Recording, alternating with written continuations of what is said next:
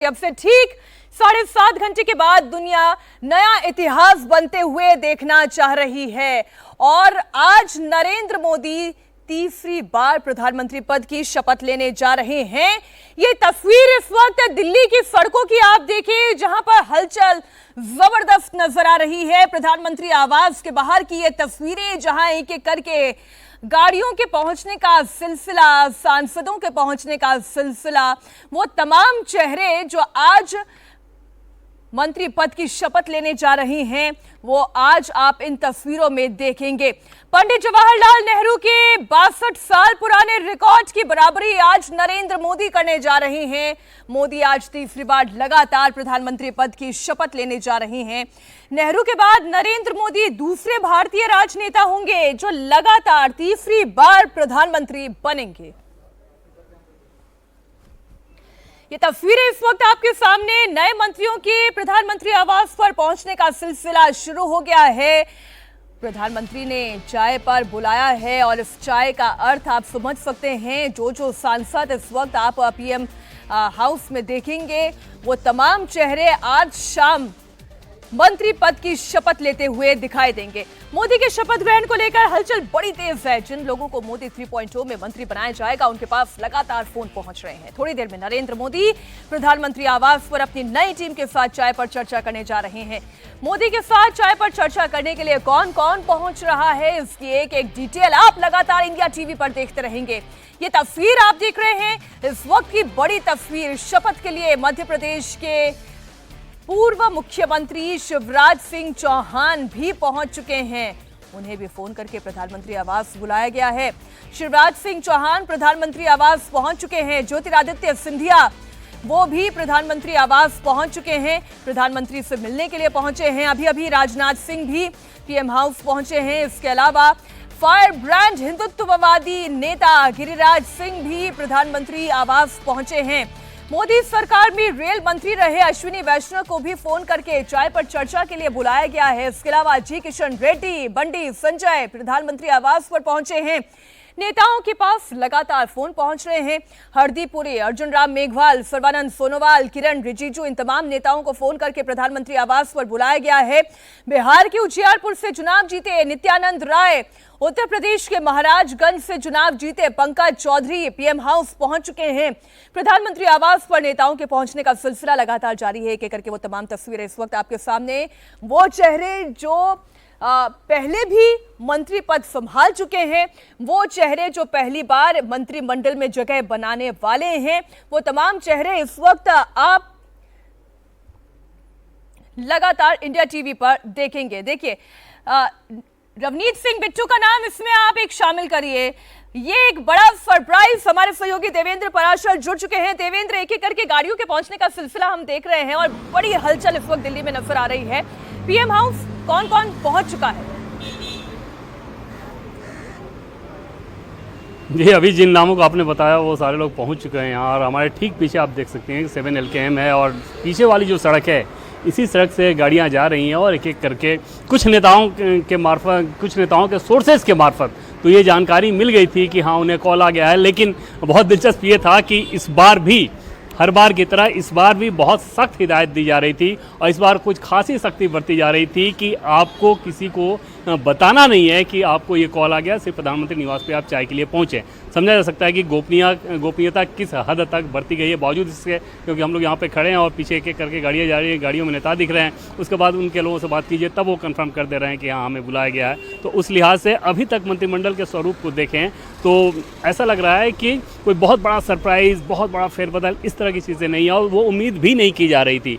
जो पिछली सरकार के नामचीन मंत्री थे, लगभग वो अधिकांश इसमें रिपीट करते हुए नजर आ रहे हैं, जो जीत कर आए हुए हैं। और कुछ राज्य मंत्रियों में निश्चित तौर पे वो फेरबदल देखने को मिलेगा।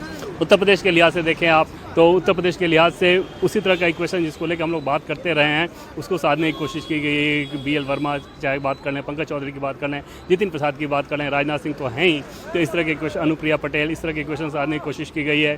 बिहार की अगर बात कर लें तो जीतन राम मांझी, चिराग पासवान, गिरिराज सिंह, इस तरह के इक्वेशन साधने की कोशिश की गई है।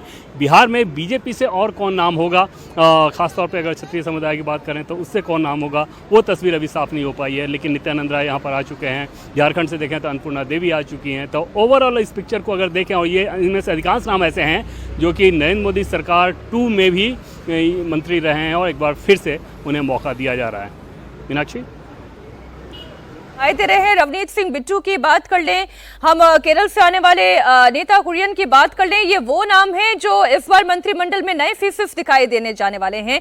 और जो हमेशा कहा जाता है कि नरेंद्र मोदी की अपनी एक पर्सनालिटी की झलक, उनके अपनी एक डिसीजन मेकिंग की जो पावर है वो एक छाया मंत्रिमंडल में दिखाई देती है। तो उन नामों पर भी हमारी नजरें लगी हुई हैं। वो नाम कौन कौन से हो सकते हैं? नीतीश चंद्र हमारे सहयोगी जुड़े हुए हैं। नीतीश, जेडीयू से 2 नाम सामने आए, ललन सिंह और रामनाथ ठाकुर। क्या ये दोनों ही चेहरे पहुंच चुके हैं पीएम हाउस? जी हाँ, ये पहुंच चुके हैं और इन लोगों के तरफ से ये कंफर्म भी किया जा चुका है। रामनाथ ठाकुर ने तो बजाबता मुझे इनविटेशन कार्ड भी दिखा दिया था सुबह, और वहाँ लड्डू बांटे जा रहे थे। और इसी तरह जो दूसरा नाम है जेडीयू से, वहाँ भी लगभग ये पूरी सिर्फ एक औपचारिकता का है, अब सारे लोग वहाँ पहुँच चुके हैं। और बीजेपी से गिरिराज सिंह और नित्यानंद राय, ये 2 नाम सामने आए हैं। गिरिराज सिंह पहले भी मंत्री थे सरकार में और भूमिहार जाति से बिहार से आने वाला एक बड़ा चेहरा है। हालांकि ललन सिंह भी भूमिहार जाति से आते हैं, लेकिन ललन सिंह का चयन जाति के साथ साथ कुछ दूसरी राजनीतिक वजहों से भी हुआ है। इसलिए भूमिहार समाज को साधने के लिए गिरिराज सिंह से बेहतर चेहरा कोई नहीं हो सकता था, और यही कारण है कि गिरिराज सिंह को एक बार फिर से जगह दी गई है। नहीं, आप अगर क्षेत्र के लिहाज से भी नीतीश देखें तो मुंगेर से जीत कर आए हैं ललन सिंह, मुंगेर के ही पास बेगूसराय जहां से जीते हैं गिरिराज सिंह। अगर क्षेत्र के लिहाज से देखें तो ऐसा लग रहा है कि पूरी एक बेल्ट को एनडीए ने साथ लिया है। जी हाँ, बिल्कुल सही कह रही हैं आपकी, बिल्कुल सटी हुई सीट है, उसके बाद भी जगह दी गई। इसलिए मैं कह रहा हूं कि भूमिहार जाति को साधने के लिए गिरिराज सिंह का चुना जाना लगता है उसका फैसला है। और ललन सिंह का जो चयन है वो इसलिए भी है क्योंकि आपको याद होगा इससे पहले पिछली सरकार में भी जब उनको नहीं मंत्री बनाया गया था, आरसीपी सिंह को चुन लिया गया था, ललन सिंह नाराज हो गए थे और फिर नीतीश कुमार को महागठबंधन के करीब ले जाने में उनकी बड़ी भूमिका बताई जाती है। और उसके बाद आपको किस तरह से बिहार में सरकार बदल गई, सरकार का स्वरूप बदल गया। फिर बीजेपी जेडीयू के ही नीतीश कुमार के जो कुछ करीबी लोग माने जाते हैं, संजय झा, अशोक चौधरी, विजय चौधरी, ये वो नाम हैं जो इस बात के लिए जाने जाते हैं कि वो नीतीश कुमार को महागठबंधन से फिर बीजेपी की तरफ लाने में सफल रहे। तो इसलिए संजय झा के नाम की भी बड़ी चर्चा थी, लेकिन फिलहाल अभी गिरिराज सिंह का नाम है। और देखिए नित्यानंद राय यादव जाति से आते हैं, और जाहिर है बिहार में लालू यादव की पकड़ मानी जाती है, एमवाई का उनका मजबूत समीकरण है। लेकिन बीजेपी ने वहाँ इस वोट बैंक में भी पिछले चुनाव में सेंधमारी की थी और इस चुनाव में भी कुछ जगहों पर उसे वोट मिला है। तो और नित्यानंद राय खासतौर से अमित शाह के काफी करीबी माने जाते हैं। जो सभा हुई थी उनकी अमित शाह की, उसमें भी वो इस बात के संकेत दे रहे थे कि नित्यानंद राय से हमारे कैसे रिश्ते हैं। तो तब से ये माना जा रहा था कि नित्यानंद राय का नाम जो है बिल्कुल, और ये नाम इन पर मोहर लगती हुई दिखाई दे रही है। नीतीश, आप बने रहे हमारे साथ। टी राघवन हमारे सहयोगी जुड़े हुए हैं। दक्षिण से नए चेहरे इस बार मंत्रिमंडल में शामिल हो रहे। राघवन, आपके पास तो लिस्ट आ चुकी है। जी बिल्कुल, देखिए टीडीपी की बात कर लें, जहां मैं 50 अशोका रोड पर खड़ा हूं, यहां से राम मोहन नायडू 3 टाइम के एमपी जो है येरे नायडू के बेटे, उनको कैबिनेट मंत्री का मौका मिला है। इसके अलावा जो डॉक्टर पी चंद्रशेखर है उन्हें राज्य मंत्री का मौका मिला है। तेलंगाना की बात कर लें तो बीजेपी के 2 नेताओं को कॉल पहुंचा, उसमें एक जो जी किशन रेड्डी पहले भी मोदी कैबिनेट में सर्व कर चुके हैं, और एक नया नाम जुड़ा है इस बार बंडी संजय का। बहुत चर्चा पिछली बार भी उनकी, पिछले कार्यकाल में भी उनकी मंत्री बनाने की थी। बहुत बड़े संगठन को उन्होंने मजबूत करने के लिए यात्राएं निकाली। ऐसा माना जाता है कि राज्य में, तेलंगाना में केसीआर को कमजोर करने का श्रेय और बीजेपी को आगे ले जाने का श्रेय बंडी संजय को दिया जाता है। इस वजह से उनको ये मौका यहां पर मिला है। हालांकि आंध्र प्रदेश की बात कर ले तो बीजेपी से अभी भी किसी को कॉल नहीं गया है। पुरंदेश्वरी का नाम बहुत आगे चल रहा था, लेकिन अभी तक उनको कॉल नहीं पहुंचा है। ऐसे ही अन्नामलाई को लेकर भी मीनाक्षी बहुत अटकलें लगाई जा रही है। उनकी टीम से लगातार हम संपर्क में हैं, अभी तक कई कंफर्मेशन उनकी टीम से हमें नहीं मिला है कि उनको कॉल गया। हालांकि ऐसा पता चल रहा था कि उनको भी फोन गया, लेकिन अभी तक वो प्रधानमंत्री आवास पर नहीं पहुंचे हैं। तो कुल मिलाकर अगर हम बात कर ले कर्नाटका की भी, अभी तक बीजेपी से किसी को भी कॉल अभी तक नहीं पहुंचा है, ऐसी खबरें वहां से भी मिल रही हैं, उनकी टीम के लोग हमें बता रहे हैं। देवेंद्र, अगर हम नए नामों की बात करें, उससे पहले जो अब तक कद्दावर मंत्री रहे हैं मोदी कैबिनेट में, चाहे वो हम पहले टेन्योर की बात करें, मोदी 2.0 कैबिनेट की बात करें, तो कमोबेश हर चेहरा रिपीट होता हुआ दिखाई दे रहा है। जी हाँ, बिल्कुल मीनाक्षी, और ये समझा जा सकता है कि कंटिन्यूटी में आमतौर पर सरकार काम करती है अगर, तो अच्छे परफॉर्मिंग मिनिस्टर जो होते हैं उन्हें अगली बार भी फिर बर्थ मिल ही जाता है, अनलेस अनटिल वो चुनाव ना हार गए हों। अगर चुनाव हारे हों तो अलग समस्या हो सकती है, अन्यथा परफॉर्मर मिनिस्टर अगर हैं तो उनको जगह मिलती है। इस बार भी वो देखने को मिल रहा है। अभी तक धर्मेंद्र प्रधान दिखे नहीं है, पता नहीं वो आए हैं या नहीं, लेकिन अगर धर्मेंद्र प्रधान इसमें नहीं होते हैं तो समझा जा सकता है कि उड़ीसा के लिए उनके नाम को आगे किया जाएगा। लेकिन अगर वो यहाँ पर आते हैं तो फिर उड़ीसा में मुख्यमंत्री का नाम का भी चयन होना है, वो नाम कोई और हो सकता है। इसके अलावा अगर आप देखें तो कोई बड़े सरप्राइज़ के तौर पर कोई वैसी तस्वीर अब तक नज़र नहीं आई है। और जैसे कि मैं आपको बार बार इस बात को बता रहा हूँ कि क्योंकि गाड़ियों का काफिला लगातार निकल रहा है, तो संभव है कि कुछ ऐसे नाम जो अभी हमारे ध्यान में हैं, लेकिन क्योंकि दिखे नहीं, तो नहीं दिखने का मतलब ये नहीं है कि अंदर वो हैं या नहीं। तो अंदर से एक तस्वीर आएगी, उस तस्वीर के बाद हम लोग एकदम कंफर्मेशन के साथ ये बता पाएंगे कि क्या कोई बड़ा चेहरा इसमें से मिसिंग है। अभी तक उस तरह के कोई संकेत नजर नहीं आए हैं। मीनाक्षी, बिल्कुल। अनुराग अमिताभ हमारे साथ जुड़े हुए हैं। शिवराज सिंह चौहान को जब हमने दिल्ली पहुंचे हुए देखा, बहुत ही एक उनका चिरपरिचित अंदाज, स्माइलिंग फेस। देवेंद्र, आप कुछ ऐड करना चाह रहे हैं? आप इशारा कर रहे हैं।